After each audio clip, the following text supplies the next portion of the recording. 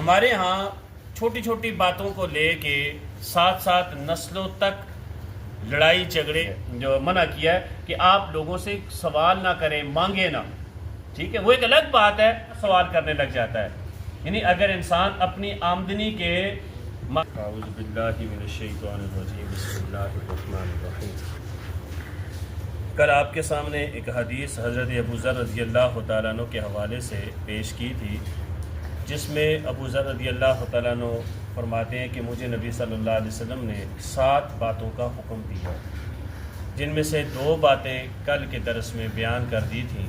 جن میں سے ایک بات یہ تھی کہ نبی صلی اللہ علیہ وسلم نے مجھے حکم دیا کہ مسکینوں کے ساتھ محبت کروں اور ان کے میں قریب رہا کروں، اور دوسری چیز کہ میں اپنے سے جو کم تر ہیں ان کو دیکھ کے زندگی گزاروں، جو اپنے سے اونچے مرتبے والے ہیں، اونچے لوگ ہیں، ان کو دیکھ کے زندگی نہ گزاروں. اور آج کے درس میں تیسری چیز جس کا نبی کریم صلی اللہ علیہ وسلم نے حضرت ابو ذر رضی اللہ تعالیٰ عنہ کو حکم دیا، اس کا اور چوتھی چیز کا بیان ہوگا. تیسری چیز فرمایا کہ وَأَمَرَنِي أَنْ أَصِلَ الرَّحِمَ وَإِنْ أَدْبَرَتْ. مجھے نبی کریم صلی اللہ علیہ وسلم نے حکم دیا کہ تو صلہ رحمی کر، اگرچہ کہ وہ پیچھے ہٹے. کون پیچھے ہٹے؟ یعنی رشتہ دار صلہ رحمی کرنے سے پیچھے ہٹتا ہے، پھر بھی تو صلہ رحمی کر. مطلب یہ ہے کہ آپ کے رشتہ دار ہیں، کوئی بھی ہے، آپ کا قریبی رشتہ دار ہے، دور کا رشتہ دار ہے، آپ پوری کوشش کریں ان کے ساتھ بنا کے رکھیں، ان کے ساتھ خیر خواہی کریں. اگر کوئی ان سے غلطی ہو بھی جاتی ہے ان کی غلطی کو معاف کریں.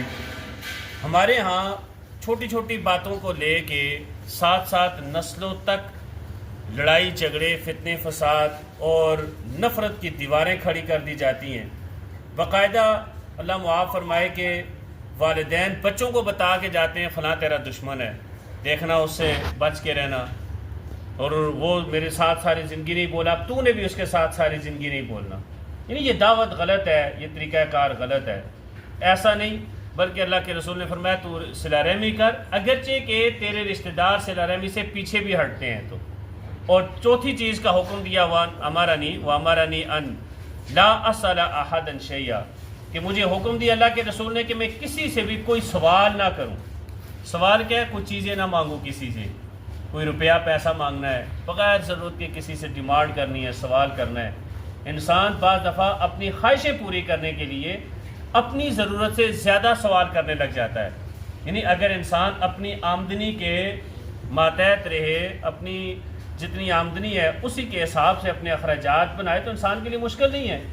جب ایک انسان کسی دوسرے کو دیکھے، جس طرح پیچھے رسول اللہ صلی اللہ علیہ وسلم نے حکم دیا کہ جو تیرے سے کم تر ہیں ان کو دیکھ، مطلب جو جھونپڑی والے آپ اس کو دیکھیں نا، جو کچے مکان والے آپ اس کو دیکھ کے رہیں.